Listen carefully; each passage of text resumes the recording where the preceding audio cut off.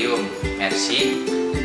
Perkenalkan, nama saya Muhsin Nur Hidayah, kode asisten mesin. Kali ini saya akan menjelaskan alat yang digunakan di praktikum tingkat 3. Nah, alat yang digunakannya itu apa saja? Yaitu function generator, dan yang kedua itu adalah osiloskop. Nah, alat yang pertama yang digunakan adalah function generator. Apa sih fungsi dari function generator? Fungsi dari function generator sendiri itu untuk membangkitkan gelombang dalam bentuk sinus, persegi panjang, ataupun gelombang-gelombang lainnya sesuai dengan kebutuhan. Nah, kemudian fungsi dari function generator sendiri itu untuk membangkitkan atau menghasilkan frekuensi sesuai dengan kebutuhan. Nah, di sini ada beberapa tombol nih yang akan digunakannya. Yang di sini itu untuk mengatur frekuensinya, angka-angkanya. Misalnya di sini kalau semakin ke kanan itu akan semakin besar. Kalau semakin ke kiri itu akan semakin kecil. Nah, untuk mengatur gelombang-gelombangnya nanti bisa ditekan tombol-tombolnya, maupun sinus, kotak, ataupun dalam bentuk rem, kemudian pulse, noise, dan lain-lainnya. Nah, di function generator sendiri itu mempunyai dua inputan yang channel yang pertama dan channel yang kedua. Nah, misalnya untuk mengatur frekuensinya sesuai dengan kebutuhan, itu tinggal pencet yang di sini frekuensi, kemudian kita misalnya ubah angkanya itu 6. Nah, kemudian kita ubah dalam bentuk kilohertz ini. Nah, jadinya itu 6 kilohertz. Nah, kemudian kalau semisalnya mau 1 kHz, berarti ini tinggal ditekan tombol 1, kemudian klik 1 kHz, tombol hertznya sendiri. Untuk menyambungkan dari function generator ke osiloskop, nanti jangan lupa untuk menekan pencet tombol output. Nah, output untuk yang channel pertama dan output yang channel kedua sesuai dengan kebutuhan kita. Nah, sekarang alat yang kedua itu adalah osiloskop. Apa sih fungsi dari osiloskop? Fungsi dari osiloskop sendiri itu untuk menampilkan sinyal listrik dalam bentuk grafik gelombang sinyal pada layar, termasuk amplitudo maupun yang frekuensinya. Nah, di osiloskop sendiri itu memiliki beberapa tombol-tombol. Nah, di tombol di sini itu ada namanya autoset. Nah, autosetnya sendiri itu untuk mengatur tampilan dari layar ini, untuk mereset tampilan layarnya.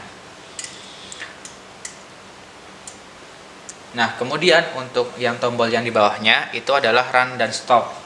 Run dan stop sendiri itu untuk menjalankan atau memberhentikan layar yang ada di osiloskop. Nah, misalnya ini saya tekan tombol run and stop. Nah, nanti pembacaan yang ada di layar ini dalam bentuk frekuensi ataupun dalam bentuk tegangannya itu akan berhenti semuanya. Nah, apabila saya dijalankan lagi itu akan berbeda-beda angka-angkanya. Nah, kemudian di osiloskop sendiri itu ada vertikal dan horizontal. Nah, apa sih fungsi vertikal dan horizontalnya sendiri? Itu untuk mengatur vertikalnya atas ke bawahnya suatu gelombang sinyalnya. Kalau yang horizontalnya sendiri itu mengatur atas dan bawahnya. Nah, di osiloskop sendiri itu ada dua channel yang pertama dan channel yang kedua. Channel yang pertama itu untuk gelombang yang warna kuning, dan channel yang kedua itu untuk gelombang yang berwarna birunya. Nah, kemudian di sini itu ada namanya measure. Measure sendiri itu untuk mengetahui nih tegangan-tegangan yang ada di osiloskopnya. Nah, untuk VPP sendiri itu adalah tegangan peak to peak. Apa sih tegangan peak to peak sendiri? Itu tegangan antara tegangan dari satu lembah dan satu bukit, dari bawah sini ke atas sini. Nah, itu tegangannya berapa. Nah, sedangkan kalau yang Vmax nya sendiri itu adalah tegangan dari tengahnya suatu gelombang atau sinyal ke atasnya itu tegangannya berapa, sama aja. Itu di Vmin-nya berarti itu adalah setengahnya, berarti Vmax dan Vmin-nya. Nah, sekarang kita akan sambungkan nih antara di function generator dengan di osiloskopnya.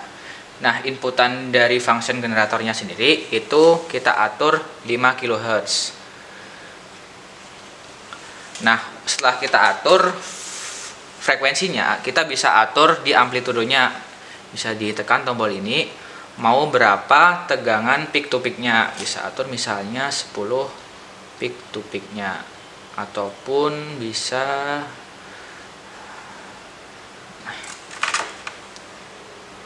nah, kalau sudah, kita ke osiloskopnya. Nah, di osiloskopnya sendiri itu terbaca frekuensinya itu kurang stabil ya, itu antara 5,1, 5,2, terus 4,9. Nah, itu bisa diberhentikan nanti pakai run dan stop. Nah, menandakan apa? Bahwa sinyal inputan yang ada di function itu sudah masuk ke osiloskopnya. Nah, untuk mengatur rapat dan renggangnya suatu sinyal itu bisa diatur di volt diff maupun di time diff-nya. Nah, volt diff-nya di sini kalau kita atur di sini semakin ke kiri, maka itu akan semakin kecil. Kalau kita atur semakin ke kanan, maka itu akan semakin besarnya volt diff-nya. Nah, sekarang kita akan sambungkan antara input di function generator dan di outputnya itu adalah di osiloskopnya. Nah, di sini kita atur frekuensi dan amplitudo di function generator. Frekuensinya itu adalah 5 kHz, kita atur. Kemudian di amplitudonya sendiri itu di 10 Vpp. Nah, jika sudah, kita masukkan, lihat di osiloskopnya bagaimana sih pengaruh dari sinyal gelombangnya. Kita auto set terlebih dahulu, kemudian kita atur vertikal dan horizontalnya itu bagaimana pengaruh frekuensinya. Nah, sekarang kita tahu nih bentuk sinyalnya itu seperti ini.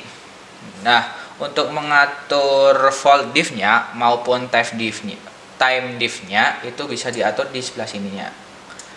Nah, kalau semakin ke kiri itu maka gelombangnya itu akan semakin kecil.